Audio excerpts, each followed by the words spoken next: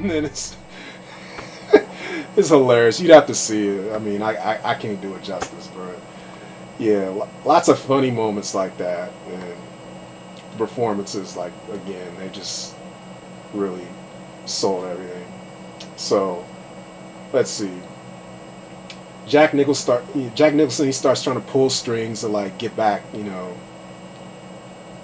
trying to get his job back and get back his steward for taking his job, and then he eventually finds a way to do it, and then gets his job back, and then fires Stewart, and then it's this scene in the bathroom where he's showing him like what happened, like how he got his job back, and he's like, "You're fired, Stewart." And he's like, and then Stewart, like for a second, he finally starts getting real and stops kissing ass. He's like, don't do this to me, Will. It'll ruin me. Just give me a few days. Let me say I quit. He was like, nah, it wouldn't be best for the firm.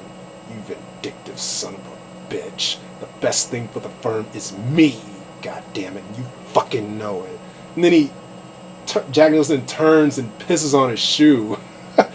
and then he's like, what the fuck are you doing? And he goes over there to the paper towels, dries it off, and he's like, nice.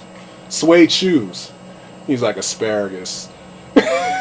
Jack Nicholson is like, asparagus, like, I guess asparagus makes you pee, so it's like, suede shoes, alright, this is asparagus, or I don't know. It's funny, you'd have to see it to really get the full effect, but, yeah, he fires Stewart, and then Stewart starts changing more and more, and meanwhile, Will Randall's moved out of his house to this hotel because he don't want to be around his wife, and then,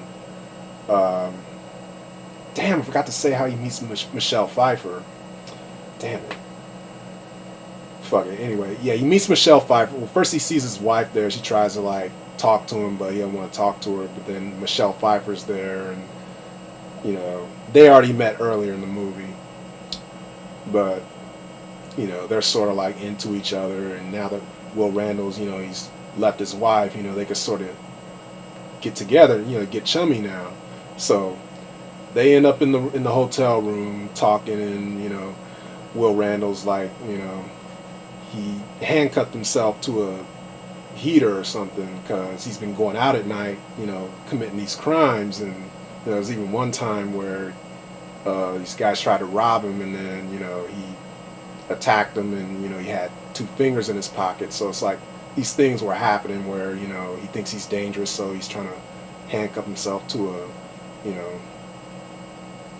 whatever that thing was, and she unlocks the handcuffs, and then somehow they end up having sex. It's a real romantic moment, and while they're asleep, Will supposedly goes out and kills his wife because the next day a cop comes, played by Richard Jenkins, and lets him know his wife was killed, and he thinks he might have did it in his sleep, but then later on we sort of find out that Stewart might have done it because he's turning, so he can kill people like a wolf would, so it's implied that Stewart might have killed his wife, but he assumes he did it because he's worried about himself. So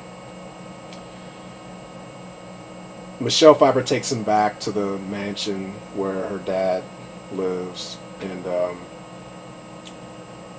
he's like trying to warn her and say like, you should keep me locked up somewhere so I won't, do anything, kill anybody or whatever. And she locks him in the barn with the horses, who were like really freaked out and scared of him because they sense the wolf in him. Excuse me. Sorry, I know I'm jumping all over the place. I left out some parts, but anyway. Eventually, the police investigation, they call for Michelle Pfeiffer to come in and make a statement. And while she's there, she runs into Stewart, who's like starting to turn more, and he's looking really creepy, and he's got the wolf eyes and the fuzzy hair, and he's acting really creepy. And another favorite like line that he does, he's talking to Michelle Pfeiffer, and she like sees the bite mark on his hand, and she asks him like, were you bitten? He's like, what? Were you bitten? He's like, what an odd question. What a very odd question. Why would you ask such a question? Well, I don't know. Oftentimes people are bitten on the hand. Or I'm not saying it right. I know I'm not saying it right, but he's really creepy in his performance, and it's just like scary and funny at the same time. And maybe that's like a few mildly scary moments in the movie to me, but yeah, the scary parts are in the performances. That's like I keep saying, the main thing I like about this movie are the performances. They're all great.